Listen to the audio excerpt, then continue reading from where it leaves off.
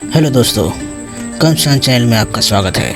आज मैं आप लोगों के सामने जो मूवी रखने जा रहा हूँ वो एक काबिल पुलिस ऑफिसर का है जिसे 2 किडनैप केस दिया जाता है, जिसमें से एक उसके खुद की गर्लफ्रेंड का होता है। तो आइए बिना देर किए इस मूवी का शुरुआत करते हैं। इस मूवी में राजकुमार राय विक्रम का भूमिका निभा रहा है, जो कि एक हिट का पुलिस ऑफिसर है, यानी होमिसाइड इंटरवेंशन टीम, और उसकी गर्लफ्रेंड का नाम नेहा है, जो कि एक फॉरेंसिक लैब में जॉब कर रही होती है। विक्रम जब भी ड्यूटी पर होता है तो उसे बार बार पैनिक अटैक आता है। दरअसल विक्रम के साथ पहले बहुत बड़ा हादसा हुआ था, जिसमें उनके पूरे फैमिली को उनकी आंखों के सामने मार दिया जाता है, जिसे वो भूल नहीं पाता। और जब भी किसी लाश या आग को सामने देखता है तो वो बहुत घबरा जाता है और उसका बीपी बहुत हाई हो जाता है। यहाँ तक कि डॉक्टर भी जो उसके काफ़ी क्लोज फ्रेंड थी, उसने विक्रम को बताया कि तुम्हें पुलिस की नौकरी छोड़नी होगी। इसी नौकरी की वजह से तुम्हें बार बार पैनिक अटैक आता है, जिसे विक्रम मना कर देता है और इस बीमारी के बारे में किसी और को बताने से मना कर देता है। विक्रम बहुत ही काबिल पुलिस ऑफिसर है।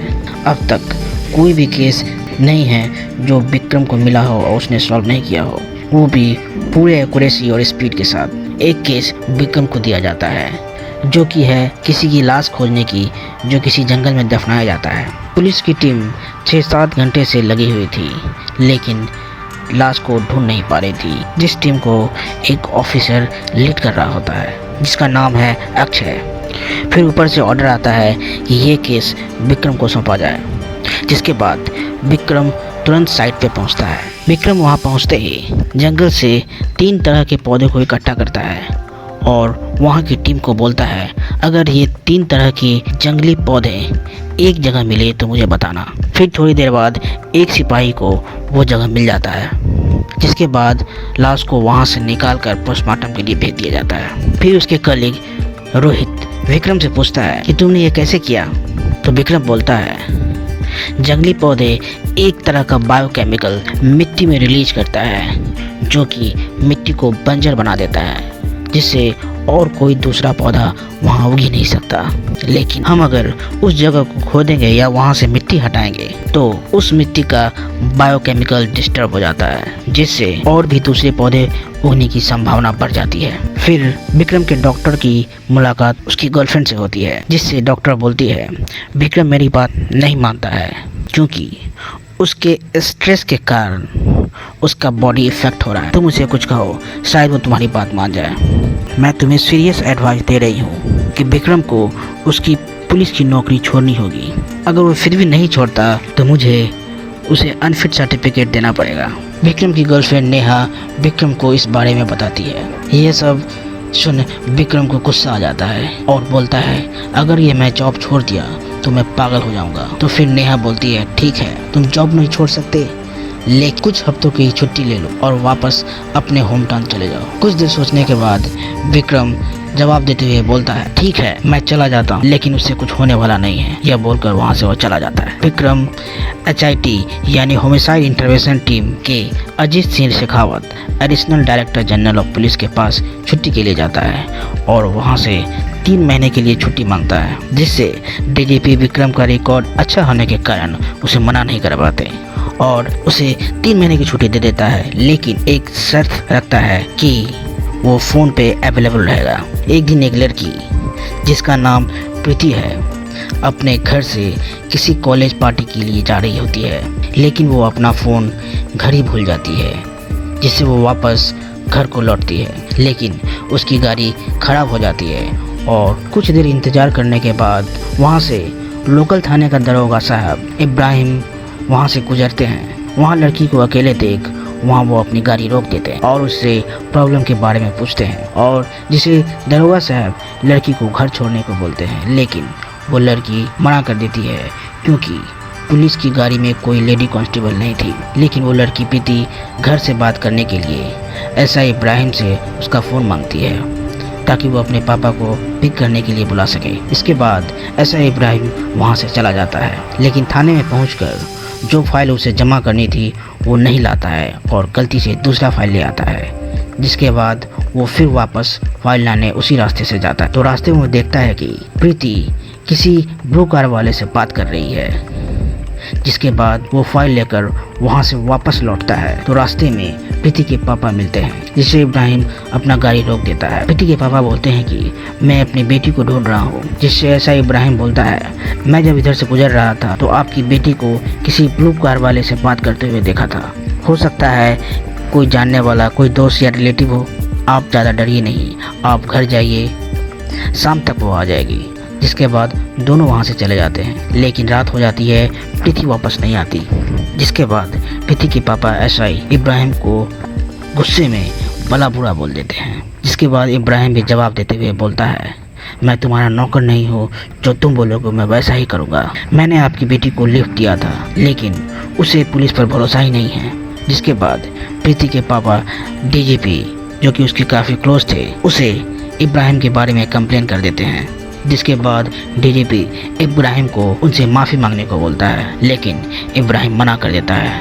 और फिर यूनिफॉर्म सही तरीके से नहीं पहनने और ड्यूटी पर पिस्टल नहीं रखने के कारण डीजीपी इब्राहिम को सस्पेंड कर देते हैं और प्रीति के पापा को आश्वासन देते हैं कि जल्दी मैं आपकी बेटी को ढूंढूंगा। कुछ दिन बाद विक्रम की गर्लफ्रेंड नेहा अचानक गायब हो जाती है और जब विक्रम को इसके बारे में पता चलता है तो उसी समय वापस लौट आता है। वो डीजीपी से मिलते ही बोलता है, सर आपने मुझे बताया क्यों नहीं कि नेहा गायब हो गई है। जिसे डीजीपी जवाब देते हुए बोलता है कि नेहा के कॉल रिकॉर्ड के मुताबिक लास्ट कॉल तुम्हें ही किया गया था। तुम दोनों में काफ़ी झगड़े हुए, इसीलिए इस केस में तुम्हें सस्पेक्ट माना गया है और ये केस मैं तुम्हें नहीं दे सकता। इसके बाद विक्रम डीजीपी से काफ़ी रिक्वेस्ट करता है कि सर हम लोग समय को बर्बाद कर रहे हैं, प्लीज़ ये केस मुझे दे दीजिए, आप तो मुझे जानते ही हैं। जिसके बाद डीजीपी जवाब देते हुए बोलता है, तुम्हारे गर्लफ्रेंड का केस जहाँ पर तुम्हें सस्पेक्ट माना गया है, इसीलिए ये केस मैं तुम्हें नहीं दे सकता।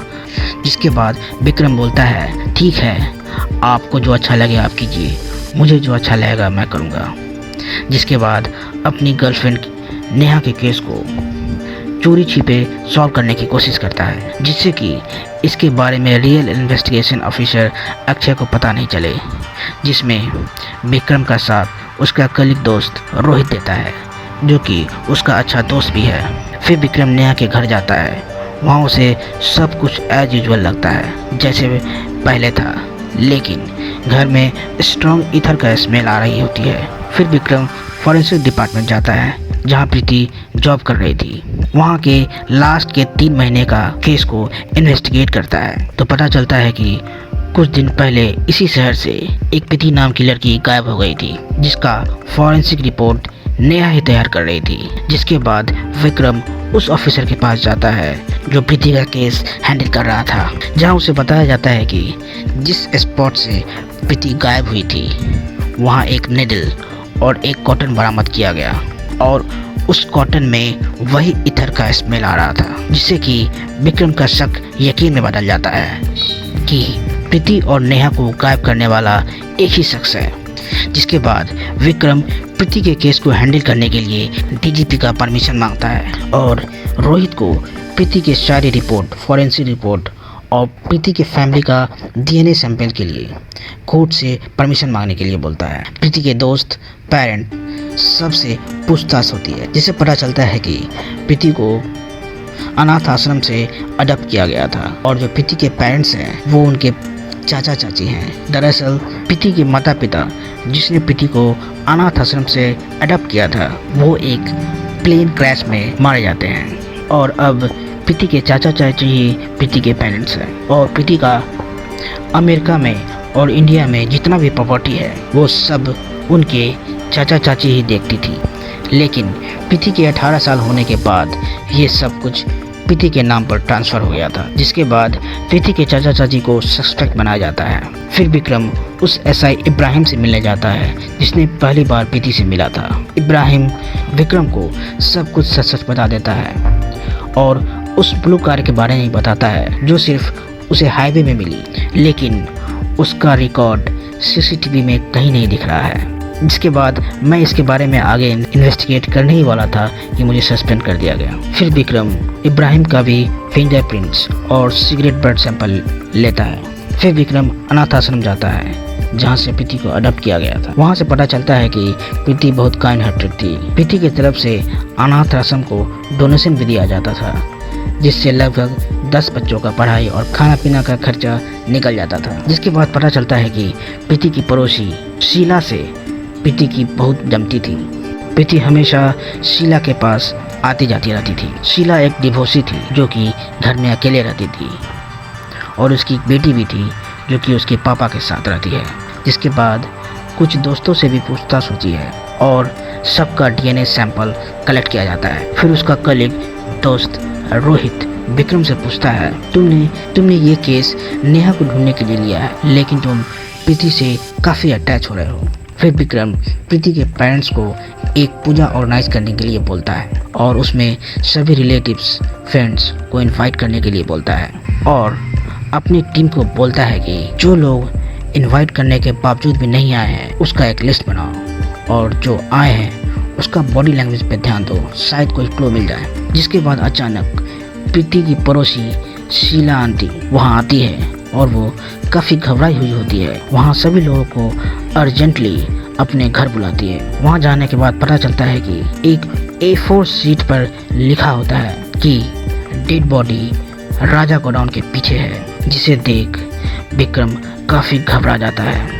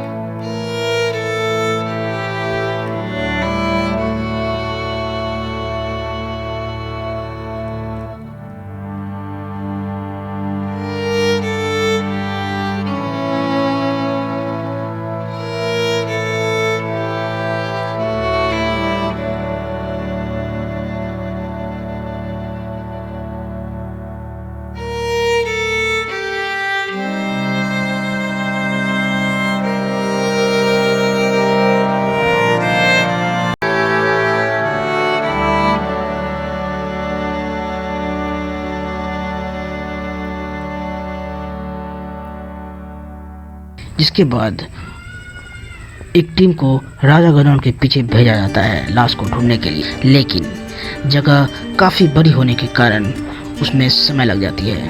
और फिर विक्रम और रोहित शीला के घर पूछताछ के लिए जाते हैं, जहां पता चलता है कि शीला पेंटिंग भी करती थी। उसके बाद विक्रम शीला की एक पेंटिंग की फ़ोटो ले लेता है और उसे इन्वेस्टिगेशन टीम को सौंप देता है।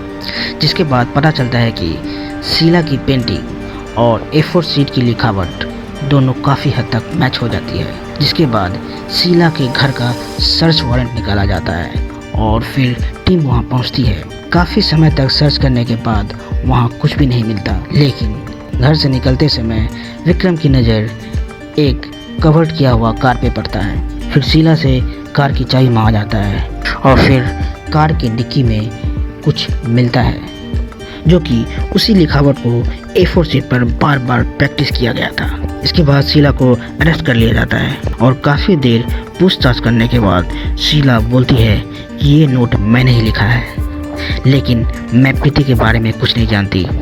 मैं एक डिवोर्सी हूँ। आपको अंदाज़ा भी नहीं है कि कितना बड़ा कलंक है। प्रीति के अलावा मुझसे ठीक से कोई बात ही नहीं करता, तो मैंने ऐसे बस सोचा कि अगर मैं इस केस में कुछ सबूत सामने ले आऊं और आपकी इन्वेस्टिगेशन में प्राइम विटनेस बन जाऊं तो मुझे भी लोगों से थोड़ी अटेंशन मिलेगी।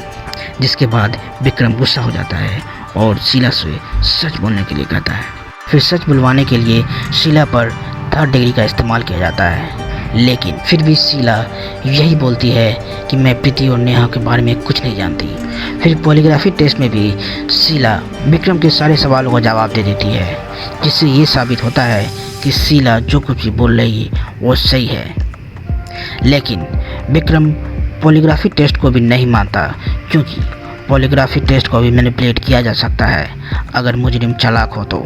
इसके बाद विक्रम नार्को टेस्ट के लिए रोहित को कोर्ट से परमिशन लाने को बोलता है, जिसे रोहित बोलता है ये परमिशन लेना बहुत टफ है, लेकिन विक्रम बोलता है मैं जज से परमिशन ले लूँगा, तुम लेकर आओ। जिसके बाद रोहित जवाब देते हुए बोलता है कि तू पर्सनल हो रहा है। फिर विक्रम बोलता है हाँ मैं पर्सनल हो रहा हूँ, क्योंकि इस केस में मुझे भी सस्पेक्ट बनाया गया है। फिर नार्को टेस्ट में भी शीला कुछ नहीं बोल पाती। फिर रोहित को एक कॉल आता है, जिसे पता चलता है कि राजा कोरान के पीछे एक अनआइडेंटिफाइड कंडीशन में एक डेड बॉडी मिली है, जिससे फिर विक्रम डेड बॉडी का नाम सुनकर घबरा जाता है। जिसके बाद पता चलता है कि शीला के जूते में जो मड सैंपल मिली है वो लाश के लगी हुई मिट्टी से मैच हो रहा है, और जो लाश मिली है वो प्रीति की। जिसके बाद विक्रम शीला से सच उगलवाने के लिए शीला पर फिर 3rd डिग्री इस्तेमाल करता है। फिर विक्रम को पता चलता है कि प्रीति के नाखून में जो डीएनए सैंपल मिला है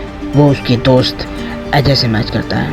उसके दांतों में जो डीएनए सैंपल मिला है वो उसके चाचा मोहन से मिलता है, और प्रीति के थाई में जो हेयर सैंपल मिला है वो सरस्वती से मैच करता है, जो कि अनाथ आश्रम की मैडम थी।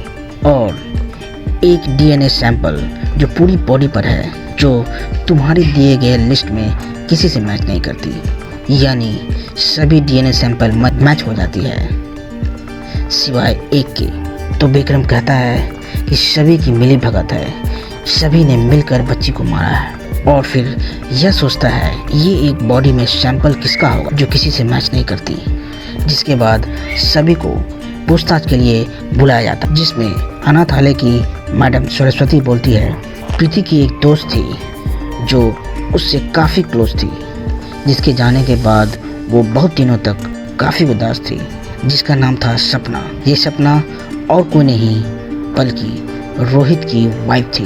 जिसके बाद सपना को भी वहाँ बुलाया जाता है और उसका भी डीएनए सैंपल कलेक्ट किया जाता है। फिर अचानक एक लड़की थाने में कंप्लेन लिखवाने आती है और बोलती है मैं अपनी गाड़ी से हाईवे पर जा रही थी।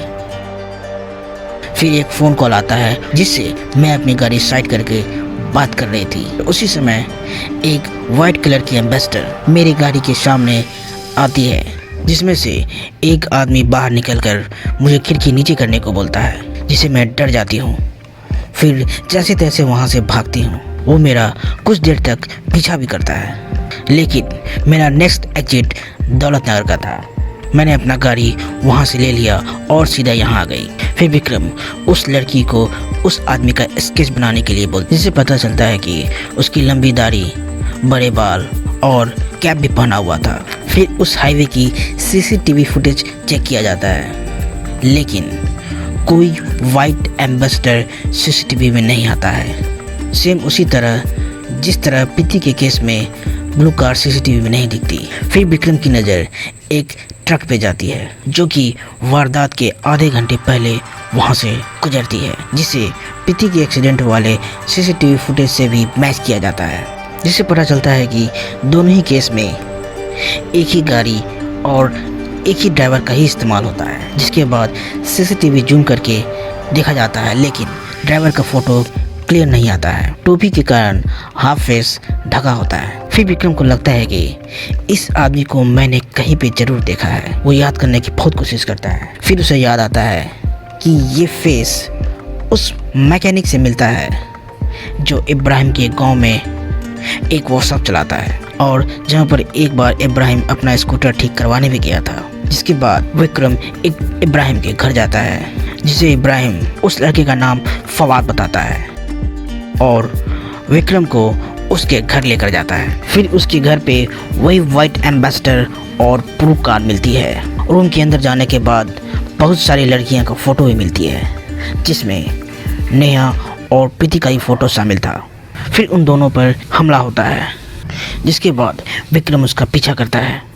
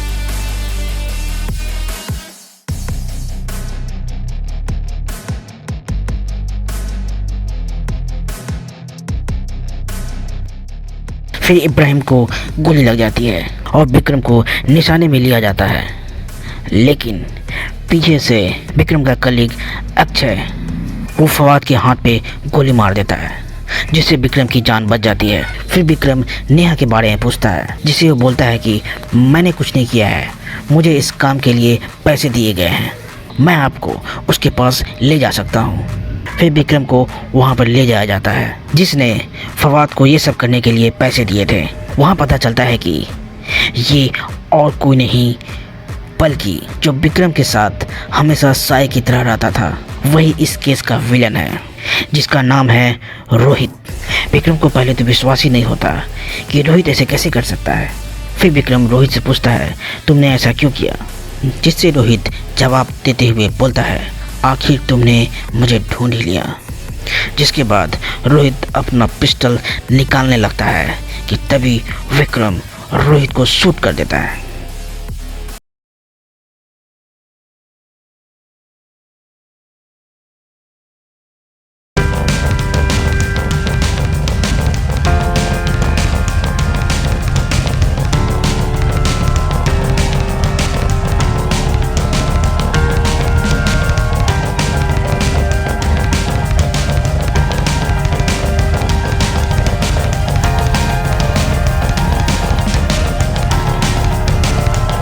फिर ऊपर चिल्लाने की आवाज़ सुनाई देती है, जिसके बाद अक्षय वहाँ जाता है तो वहाँ नेहा को बंधा हुआ देखता है।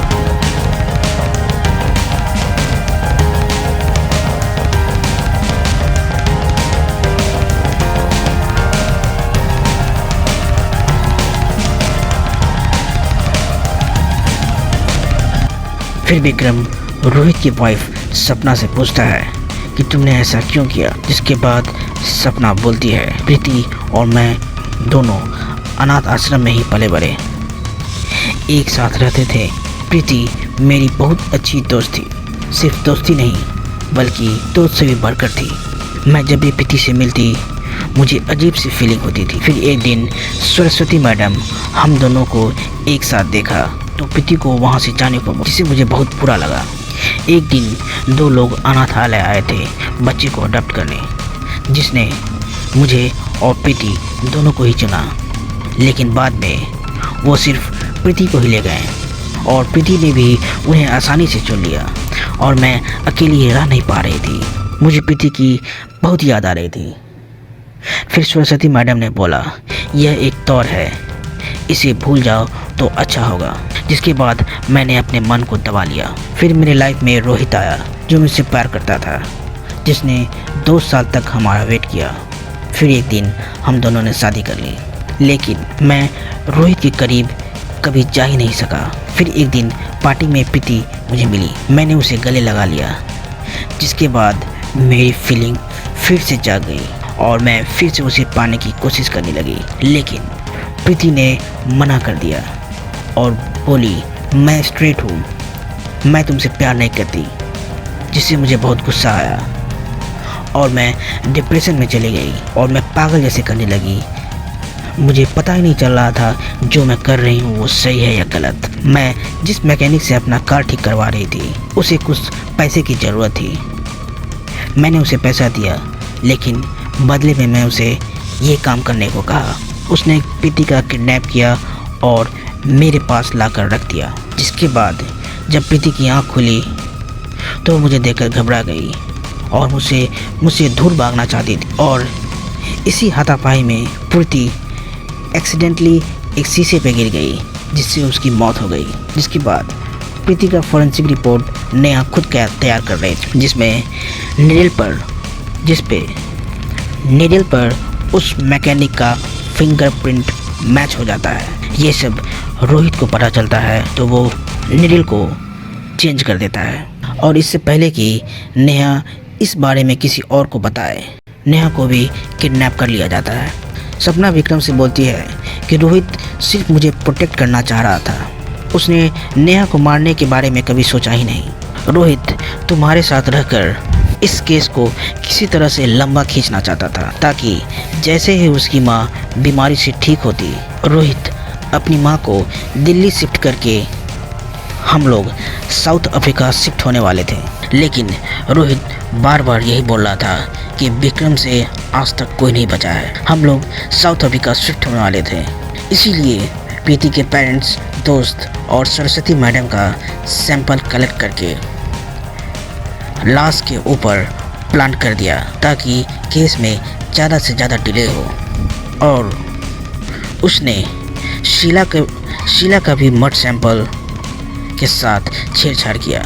लेकिन बार बार रोहित यही बोल रहा था कि विक्रम से आज तक कोई नहीं बचा है। फिर विक्रम को रोहित के रूम से एक डायरी मिलती है जिसमें लिखा होता है कि मुझे पता है तुम एक न एक दिन मुझे पकड़ ही लोगे, इसीलिए मैं तुम पर बंदूक उठाऊंगा, लेकिन मेरी पिस्तौल खाली होगी, उसमें गोली ही नहीं होगी, क्योंकि मैं तुम्हारी ही बंदूक की गोली से मरना चाहता था, जिससे मैं सुकून से मर सकूं। जिसके बाद विक्रम काफ़ी इमोशनल हो जाता है। फिर विक्रम की दोस्त नेहा विक्रम से पूछती है, तुम्हारे साथ पहले क्या हुआ था?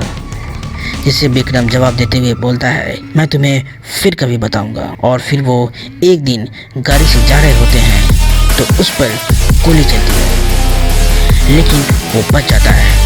आगे क्या होगा हम लोग नेक्स्ट पार्ट में देखेंगे। इसी के साथ इस मूवी का द एंड हो जाता है। अगर आपको ये मूवी अच्छी लगी हो तो इसे लाइक और सब्सक्राइब जरूर कीजिएगा। धन्यवाद।